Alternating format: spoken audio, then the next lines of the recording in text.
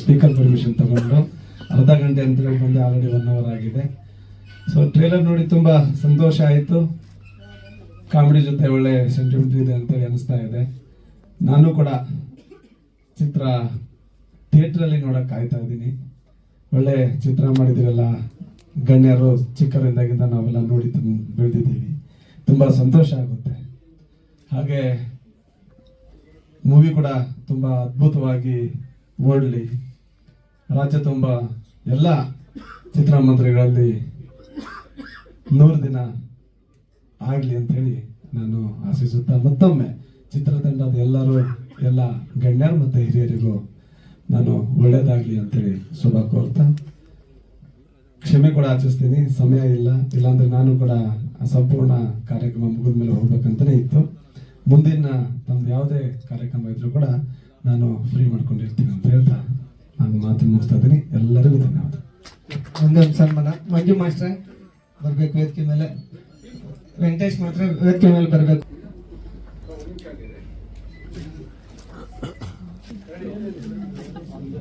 ಕೃಷ್ಣ ಅವರು, ಅವರ ತಂಡದವರು ಬಹಳ ಒಂದು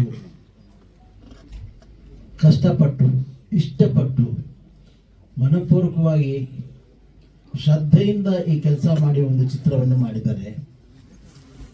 ಅವರ ಒಂದು ಟೀಸರ್ನ ನಾವೆಲ್ಲ ನೋಡಿದ್ದೀವಿ, ಹಾಡುಗಳನ್ನ ನೋಡಿದ್ದೀವಿ.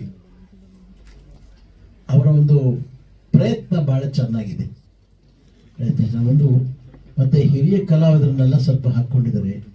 ಜೊತೆಗೆ ಅಷ್ಟೇ ಅಲ್ಲ, ನಮ್ಮ ಚಿತ್ರರಂಗದ ಹಿರಿಯರಾದ ಮಂಜು ಅವರಾಗಲಿ, ವೆಂಕಟೇಶ್ ಅವರಾಗಲಿ, ಇವರ ಚಿತ್ರರಂಗಕ್ಕೆ ಕೊಡುಗೆ ಬಹಳ.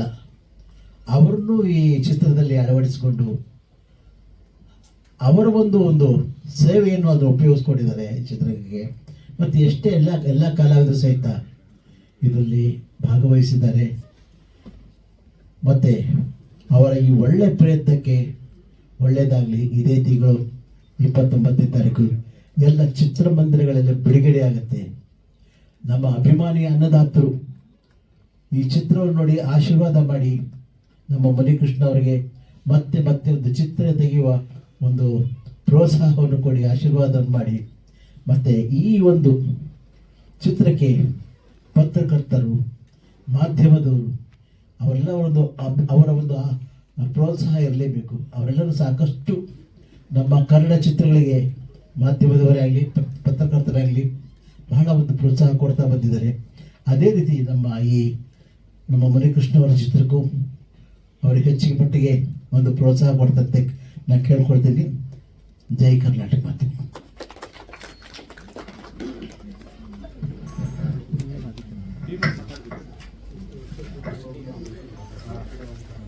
ಎಲ್ಲರಿಗೂ ನಮಸ್ಕಾರ.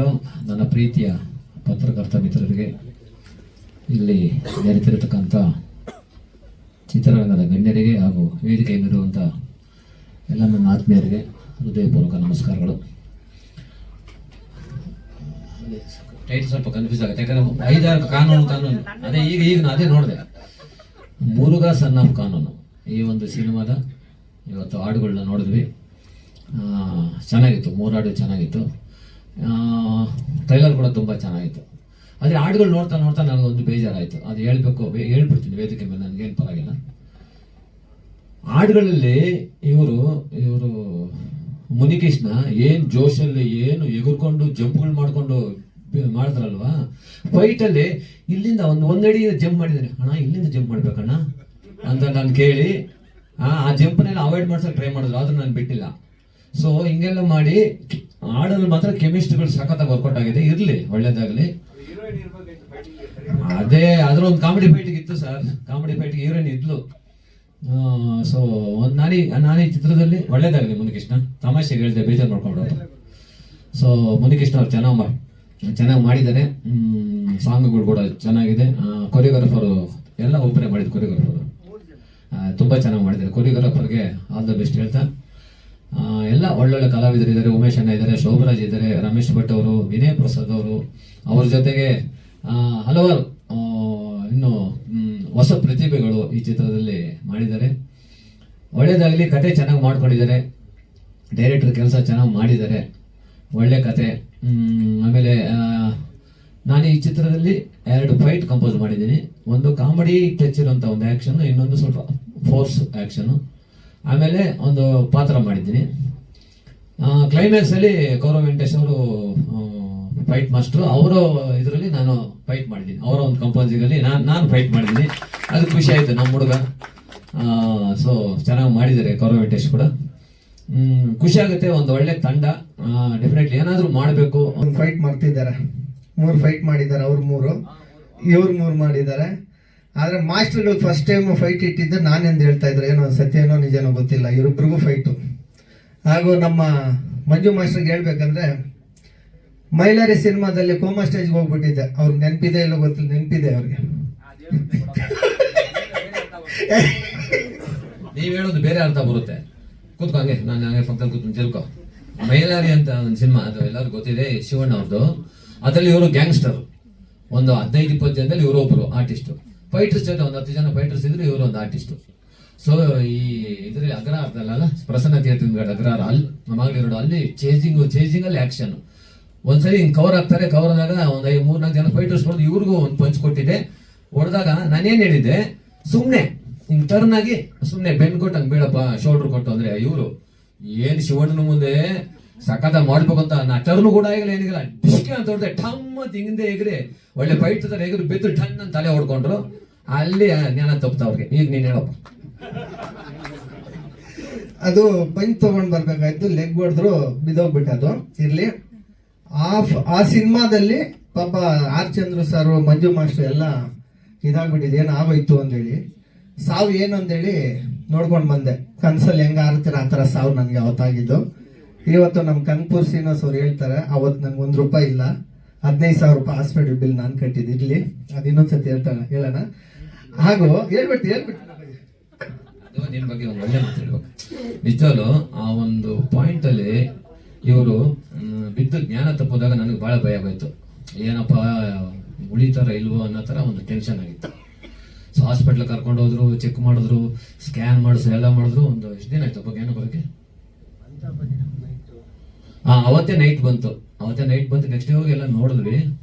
ಸೊ ಆ ರೀತಿ ಸಾವಿನ ಬಾಗಿಲು ತಟ್ಟಿ ವಾಪಸ್ ಬಂದು ಇವತ್ತು ಒಂದು ಈ ಮಟ್ಟಕ್ಕೆ ನಾಯಕ ನಟನಾಗಿ ಬೆಳೆದು ಒಂದು ಸಾಧನೆ ಮಾಡಿ ತೋರಿಸಿದಾರಲ್ಲ, ಅದು ನಿಜವಾಗ್ಲೂ ಗ್ರೇಟೇ. ಖುಷಿ ಆಗುತ್ತೆ. ನಾನು ಅವನೇ ಸಾಂಗ್ಸ್ ನೋಡ್ಬೇಕಾದ್ರೆ ಬಹಳ ಖುಷಿ ಆಗುತ್ತೆ ನನಗೆ. ಹೌದೌದು. ಆ ಸಾಂಗ್ ಅಲ್ಲಲ್ಲ ಒಳ್ಳೇದಾಗುತ್ತೆ ಬಿಡು. ಆ ಸಾಂಗು ಆಮೇಲೆ ಟ್ರೈಲರ್ ನೋಡ್ಬೇಕಾದ್ರೆ ನಾನು ಅದೇ ಜ್ಞಾಪಿಸ್ಕೊಂಡೆ, ಮೈಲಾರಿದ್ದು ನಿಜವಾಗ್ಲೂ ಜ್ಞಾಪಿಸ್ಕೊಂಡೆ. ಆ ರೇಂಜ್ಗಿದ್ದವ್ರು ಇವಾಗ ಹಿಂಗೆ ಬಂದು ಒಂದು ಒಳ್ಳೆ ಪೊಸಿಷನ್ ಇದ್ದೀರ ಅಂತ ಖುಷಿ ಆಯ್ತು. ಇನ್ನು ನಾನು ಮಾತಾಡೋದು, ನೀವು ಮಾತಾಡಪ್ಪ. ಇರಿ ಸರ್. ಅಲ್ಲ, ಎಲ್ಲ ಸಾಂಗಲ್ಲಿ ಇವರೇ ಇದ್ದಾರೆ ಸರ್. ಡಾಮಿನೇಷನ್ ಮಾಡ್ಬಿಟ್ಟಾರೆ. ಅಲ್ಲೂ ಒಬ್ರು ಹೀರೋ ಕೂತವ್ರೆ, ಅವ್ರು ವಿಲನ್ ಆಗಿ ಮಾಡಿದ್ದಾರೆ. ಐಟಮ್ ಸಾಂಗ್ ಆದ್ರೂ ವಿಲನ್ ಕೊಡ್ಬೋದಾಯ್ತಲ್ಲ, ಅಲ್ಲೂ ಕೂಡ ಇವರೇ ಇದ್ದಾರೆ. ಸೊ 3 ಸಾಂಗಲ್ಲಿ ಇವರೇ ಡಾಮಿನೇಷನ್ ಮಾಡೋರೆ. ಇರ್ಲಿ, ಒಳ್ಳೇದಾಗುತ್ತೆ. ನನಗೆ ಯಾವ ಸಾಂಗ್ ಇಷ್ಟ ಆಯ್ತು ಅಂದ್ರೆ ಬೀಚ್ ಸಾಂಗ್ ಇಷ್ಟ ಆಯ್ತು. ಅಲ್ಲ, ವಿಜುವಲ್ ವೈಸ್ ಒಳ್ಳೆ ಫೋಟೋಗ್ರಫಿ, ಆಮೇಲೆ ಒಳ್ಳೆ ಎಕ್ಸ್ಪ್ರೆಷನ್ಸ್, ಆಮೇಲೆ ಕೆಮಿಸ್ಟ್ರಿ ಕೂಡ ಚೆನ್ನಾಗಿತ್ತು. ತುಂಬಾ ಚೆನ್ನಾಗಿ ಇಷ್ಟ ಆಯ್ತು ಆ ಬೀಚ್ ಸಾಂಗ್. ಓಕೆನಪ್ಪ, ಇನ್ನೇನಾದ್ರು ಸರ್? ನಿಮ್ಗೆ ಇಷ್ಟ ಆಗ್ಲಿ ಅಂತ ಸಾಂಗ್ ಮಾಡಿದ್ದು. ನಿಮ್ಗೆ ಇಷ್ಟ ಆದ್ರೆ ಎಲ್ಲರಿಗೂ ಇಷ್ಟ ಆಗುತ್ತೆ ಅಂದೇಳಿ ಆ ಫೈಟ್ ಅಲ್ಲಿ ಆಗಿದ್ದು. ಅವತ್ತಿನಿಂದ ನಾನು ಅವತ್ತೇ ಹೇಳಿದ್ದೆ ಅವ್ರಿಗೆ, ಅವತ್ತಿನಿಂದ ಕ್ಲೋಸ್ ಸಾರು. ಮನೆಗೆ ಹೋದ ತಕ್ಷಣ ಅಣ್ಣ ಮಾಡ್ಬೇಕು ನೀನು ಅಂದೆ. ಹಂಗೆ ನೋಡಿದ್ರು. ಆಮೇಲೆ ಏನು ಆದರೆ ಸಂಭಾವನೆ ಬೇರೆಯವ್ರಿಗೆ ಎಷ್ಟು ತೊಗೊಳ್ತಾರೇನೋ ನನಗೆ ಗೊತ್ತಿಲ್ಲ. ನಾನು ಕೊಟ್ಟಷ್ಟು ಸಂಭಾವನೆ ತೊಗೊಂಡು ಬಂದ್ ಮಾಡಿದ್ದಾರೆ. ತುಂಬ ಧನ್ಯವಾದ ಅವ್ರಿಗೂ. ಹಾಗೂ ಕೌರಿಂಟೈಸ್ ಮಾಸ್ಟರ್ನ 3 ಫೈಟ್ ಮಾಡಿದ್ದಾರೆ, ತುಂಬ ಚೆನ್ನಾಗಿ ಮಾಡಿದ್ದಾರೆ. ಅವರು ನನಗೆ ಬ್ರದರ್ ಥರ ತುಂಬ ಹೆಲ್ಪ್ ಮಾಡಿದ್ದಾರೆ. ಉಮೇಶ್ ಸರ್ ಅಂತೂ ಅದ್ಭುತ. ಇನ್ನೂ ಒಂದು 2 ದಿವಸ ಮಾಡಿಸ್ಬೇಕಂತ ಆಸೆ ಇತ್ತು. ಯಾಕಂದರೆ ನಮ್ಮ ಅವರು ಬಿಟ್ಟು ಹೋಗೋ ಹಾಲು ಮರ ಇದಂದ್ರೆ ಇದು ಈ ನಮ್ಮ ಕನ್ನಡ ಇಂಡಸ್ಟ್ರಿಯಲ್ಲಿ ಅವ್ರು ಬೆಳೆದಿರೋದು, ಇದು ಅವ್ರ ನೆರಳಲ್ಲಿ ನಾವು ಬದುಕ್ತಾ ಇದ್ದೀರಿ ಅಂದರೆ ನಿಜವಾಗ್ಲೂ ಭಾಳ ಹೆಮ್ಮೆ ಅನಿಸುತ್ತೆ, ಭಾಳ ಖುಷಿ ಅನಿಸುತ್ತೆ ನನಗೆ. ಯಾಕಂದರೆ ನಾನು ಇದಾದ್ಮೇಲೆ ನಿಮ್ಗೆ ಹೇಳ್ತೀನಿ, ನಾನು ಅವರಿಗೆ ನಾನು ಯಾವ ಸಿನಿಮಾ ಮಾಡಿದ್ರೂ ನನ್ನ ತಂದೆ ಸ್ಥಾನದಲ್ಲಿ ಇಟ್ಟು ಅವರಿಗೆ ಪಾತ್ರ 100% ಅವ್ರು ಇರೋವರೆಗೂ, ನಾನು ಇರೋವರೆಗೂ ಮಾಡಿಸ್ತೀನಿ. ಇದು ಬಂದಿಲ್ಲ ಒಂದು ಟ್ರೈಲರ್ ನೋಡಿ ಅಂಡ್ ಸಾಂಗ್ ನೋಡಿ ತುಂಬಾನೇ ಖುಷಿ ಆಯ್ತು. ಕೊಡೆ ಮುರುಘ ಅಂತಂದ್ರೆ ಪೋಸ್ಟರ್ ಅಲ್ಲ ಮೀಸೆ ಎಲ್ಲ ಇಟ್ಕೊಂಡು ಪೋಸ್ಟರ್ ಮಾಡ್ಕೊಂಡಿದ್ದಾರೆ. ಆದ್ರೆ ಸಾಂಗ್ ಅಲ್ಲಿ ಎಷ್ಟು ಚೆನ್ನಾಗಿ ನಗ್ನಗ್ತಾ ಮಾಡಿದ್ದಾರೆ. ಮೀಸೆ ಸ್ಟಾರ್ ಅನ್ನೋದಕ್ಕಿಂತ ಸ್ಮೈಲಿಂಗ್ ಸ್ಟಾರ್ ಅಂತಾನೆ ಅವ್ರಿಗೊಂದು ಬಿರುದು ಕೊಡ್ಬೋದಪ್ಪ. ಯಾಕೆ ಮೀಸೆ ಸ್ಟಾರ್ ಅಂತ ಇಟ್ಕೋತಾರೆ ಗೊತ್ತಿಲ್ಲ. ಅಂಡ್ ಜೋಕ್ಸ್ ಅಪಾರ್ಟ್ ತುಂಬಾ ಚೆನ್ನಾಗಿ ಮಾಡಿದ್ದಾರೆ. ಅಂಡ್ ಮುರುಘಾ ಅವ್ರು ಇಷ್ಟು ಚೆನ್ನಾಗಿ ಮಾಡ್ತಾರೆ ಅಂತ ನಾನು ಅನ್ಕೊಂಡಿರ್ಲಿಲ್ಲ. ಸೀರಿಯಲ್ ಅಲ್ಲಿ ನೋಡೋದು ಬೇರೆ, ಬಟ್ ಅವ್ರದ್ದು ಪ್ರೀವಿಯಸ್ ಮೂವಿ ನಾನು ನೋಡಿರ್ಲಿಲ್ಲ. ಸಾಂಗ್ ಅಲ್ಲಿ ಟ್ರೈಲರ್ ಅಲ್ಲಿ ನೋಡಿದಾಗ ನೋ ಡೌಟ್ ಅವರು ಒಂದು ಇನ್ನೂ ಒಳ್ಳೆ ಲೆವೆಲ್ಗೆ ಹೋಗ್ತಾರೆ ಸಿನಿಮಾ ಮಾಡ್ಲಿಕ್ಕೆ ಅಂತ ಅನ್ಸ್ತು.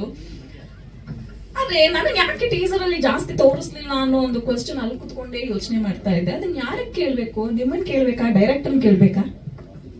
ಇಲ್ಲ, ನನ್ನನ್ನೇ ಕೇಳಬೇಕು. ಯಾಕಂದ್ರೆ ನೆಕ್ಸ್ಟ್ ಇನ್ನೊಂದು ಟೀಸರ್ ಮತ್ತೆ ಅದ್ರಲ್ಲಿ ಬರ್ತೀರಾ. ಇದು ಫಸ್ಟ್ ಮಾಡಿ ಟೀಸರ್, ಇದು ಟೆನ್ಷನ್ ತಗೊಂಡ್ಬೇಡಿ. ನೀವು ಹೋಗಿ ಥಿಯೇಟರ್ ಜನ ನೋಡ್ಲಿ ಅಂತ ಹೇಳ್ಬಿಟ್ಟು ನಾನು ಟೀಸರ್ ಅಲ್ಲಿ ಹಾಕಿಲ್ಲ ಅಷ್ಟೇ.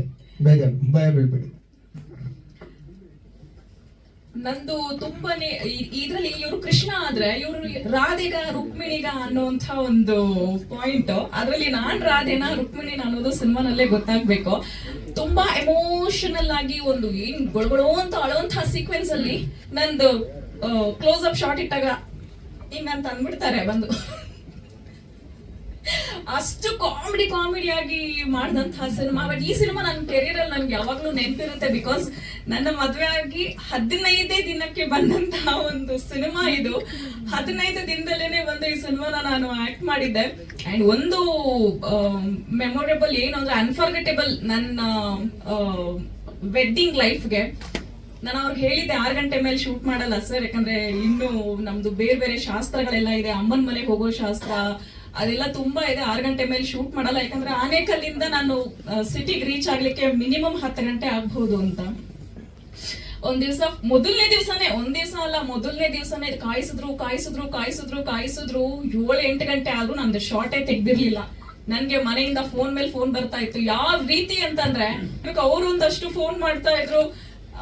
ಯಾವ ತರ ಏನ್ ಆಗೋಗುತ್ತೆ ಅನ್ನೋದು ಗೊತ್ತಿಲ್ಲದೆ ನನ್ನ ಲೈಫ್ ಅಲ್ಲಿ ನನ್ನ ಸಿನಿಮಾ ಜರ್ನಿನಲ್ಲಿ ಫಸ್ಟ್ ಟೈಮ್ ಒಂದು ಸಿನಿಮಾ ಇಂದ ನಾನು ಶೂಟಿಂಗು ಬೇಡ ಏನು ಬೇಡ ಅಂತ ಹೋದಂತ ಸಿನಿಮಾ ಇದು. ಅದಕ್ಕೆ ನಾನು ಸಾರಿ ಕೇಳ್ತೀನಿ. ಬಟ್ ಅವತ್ ನಾನು ಹೋಗಿರ್ಲಿಲ್ಲ ಅಂದಿದ್ರೆ ಅದು ಕ್ವಶನ್ ಬೇರೆನೆ ಆಗ್ಬಿಡ್ತಿತ್ತು ನನ್ನ ಜೀವನಕ್ಕೆ. ಸೊ ಹಾಗಾಗಿ ಅದಕ್ಕೆ ನಾನು ಸಾರಿ ಕೇಳ್ತೀನಿ. ಅಂಡ್ ಇದೇ 29ಕ್ಕೆ ಸಿನಿಮಾ ಹೇಗಿದೆ ನಾನು ನೋಡ್ಬೇಕು ಅಂತ ತುಂಬಾ ಕಾತುರದಿಂದ ಕಾಯ್ತಾ ಇದ್ದೀನಿ. ಅವರ ಒಂದು ಶ್ರಮಕ್ಕೆ ಬಹಳಷ್ಟು ನೋಡಿದೀನಿ, ಅವ್ರ ಪರಿಶ್ರಮ ಹೇಗಿರುತ್ತೆ. ಬೇಂಗೆ ಪ್ರೊಡ್ಯೂಸರ್ ನಾನು ಈಗ ನನಗೆ ಗೊತ್ತಾಗ್ತಾ ಇದೆ ಅವ್ರ ಕಷ್ಟ ಏನು ಅಂತ. And is very simple and humble. ನಮ್ ಜೊತೆನೆ ಕೆಳಗಡೆ ನೆಲದ ಮೇಲೆಲ್ಲ ಕುತ್ಕೊಂಡು ನಾವು ಊಟ ಮಾಡಿದಂತ ಬಹಳಷ್ಟು ಎಕ್ಸ್ಪೀರಿಯನ್ಸ್ ಇದೆ. ಆಸ್ ಅ ಪ್ರೊಡ್ಯೂಸರ್ ಆಗಿ ಅವ್ರಿಗೆ ಒಳ್ಳೇದಾಗ್ಬೇಕು, ಕೋಟಿ ದುಡ್ಡು ಬರ್ಬೇಕು. ಮುಸ್ಸಂಜೆ ಟೈಮಲ್ಲಿ ಹೇಳ್ತಾ ಇದ್ದೀನಿ. ಆ ಕೋಟಿ ಬಂದಾಗ ನಮ್ಮ ಆರ್ಟಿಸ್ಟ್ ಗಳು ಎಲ್ರಿಗೂ ಒಂದೊಂದು ಶೇರ್ ಕೊಟ್ಬಿಡ್ಲಿ ಅಂತ ಕೇಳ್ಕೊಳ್ತೀನಿ. Thank you. Murugha son of ಕಾನೂನಲ್ಲಿ ನಾನು ಒಂದು ನೆಗೆಟಿವ್ ರೋಲ್ ಮಾಡಿದ್ದೇನೆ ವಿಲನ್ ಆಗಿ. ಶೋಭರಾಜ್ ಸರ್ ಜೊತೆ ಅವರಂತ ವಿಲನ್ ಪಾತ್ರ ಮಾಡೋಕ್ಕಾಗಲಿಲ್ಲ ಅಂದ್ರೂ ಒಂದು ಮಟ್ಟಕ್ಕೆ ಒಂದು ರೇಂಜಿಗೆ ಒಂದು ಪಾತ್ರ ಮಾಡಿದ್ದೀನಿ. ಈ ಸಿನಿಮಾದಲ್ಲಿ ಫಸ್ಟ್ ಡೇ ಒಂದು ಆನೇಕಲ್ಲಲ್ಲಿ ದೇವಸ್ಥಾನದಲ್ಲಿ ಶೂಟಿಂಗ್ ಇಟ್ಕೊಂಡಿದ್ವಿ. ಇದೇ ನಮ್ಮ Gaurav Venkatesh sir fight master. ಅವತ್ತೇ ಲಾಸ್ಟ್ ಆಗ್ಬೇಕಾಗಿತ್ತು, ಅದೃಷ್ಟವಶ ರೋಪ್ ಕಟ್ಟಾಗಿ ಮೇಲಿಂದ ಬಿತ್ತು, 6 ಅಡಿ ಮೇಲಿಂದ ಬಿತ್ತು, ರಿಪ್ ಸೆಟ್ ಆಗಿ ಬೆಲ್ ಕಟ್ ಆಗಿತ್ತು ಲೆಗ್ದು. 2 ತಿಂಗಳು ರೆಸ್ಟ್ ಮಾಡಿದೀನಿ. ಆಗ ಆದ್ರೂ ಸಹ ಬಿಟ್ಟಿಲ್ಲ. ಬಂದು ಕೆಲವು ಪಾತ್ರ ಕೊಂಡ್ಕೊಂಡಿರೇನೆ ಕೆಲವು ಪಾತ್ರಗಳು ಮಾಡ್ಕೊಟ್ಟಿದ್ದೀನಿ.